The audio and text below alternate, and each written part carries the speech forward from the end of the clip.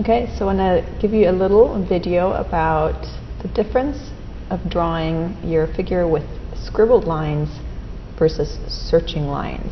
So especially when you're drawing a gesture, when you're just interested in the general placement of where the body portions are, you're trying to get the rhythms, you're trying to just kind of get the action of the pose established.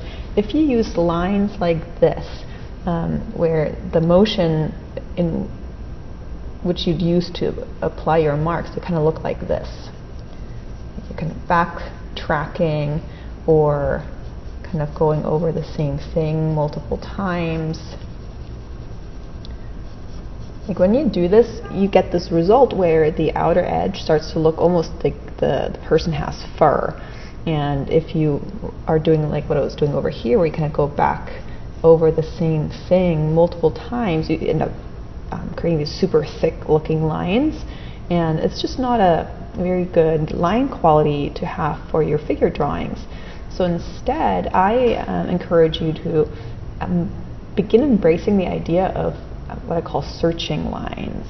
So searching lines, let me just draw this figure in a searching line manner, and then I'll talk about why I believe this is so much better.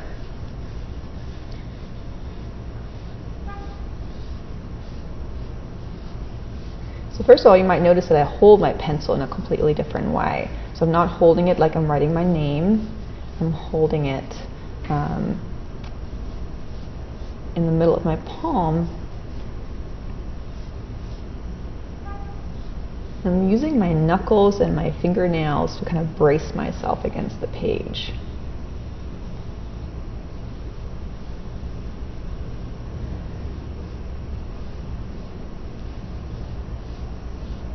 Alright, so here, now I have the same drawing completed in two different line qualities. Both were meant to be gestures where I just capture the position of the body in a kind of energetic way. Here, I felt like I just got the outlines, they're too heavy-handed, they're too scratchy, and I kind of lost the life of the pose. Whereas here, with my searching lines, it's much more loose and energetic, and the main difference is that I'm trusting my hand with this way of drawing. Here, when you're backtracking all the time, you're basically telling your brain that you don't trust what your hand is up to, and so you feel the need to backtrack, or you feel the need to kind of go over the same thing multiple times. So imagine if you were that hand, you'd after a while get kind of pissed off and annoyed and kind of mentally check out probably. So it's much better to draw in a way where you're becoming buddies with your hand, and you're saying, you know what, hand, I trust that what you're gonna do, what you're gonna search out, is gonna be a good start for me. And yes, I know it's not gonna be perfect. There's no such thing as a perfect line in a drawing, but I'm going to trust that it's going to give me a good jumping off point. So when you draw in this kind of loose, kind of searching way, which is very organic, you add a lot of more of your own energy. You kind of approach your drawing with more chutzpah, with more oomph, and that energy will trickle into your drawing. So you might say, well, but what about mistakes? Like when I do that, I end up with these really exaggerated proportions. And in my response is that's totally fine.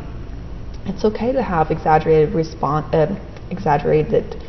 proportions in a gesture drawing when you're still figuring things out. But at least you're befriending your hand, and that trust, the more you build that trust, the more you can actually trust your hand. It's kind of this weird cycle that kind of keeps building on itself. So anyways, I thought it's a useful way to distinguish between scribbling lines and searching lines. Try to befriend your hand, and just to show you another example of what this will look like if you're drawing in your sketchbook. So just because you're searching doesn't mean that those are bad drawings. Those are loose drawings. They're trying to figure out where things are, and there's a nice quality to that, and there is a value in that. So drawings don't all have to be finished. They can be loose and searching to get ideas generated. So if that's been holding you back, maybe this will help you, and I'll see you next time.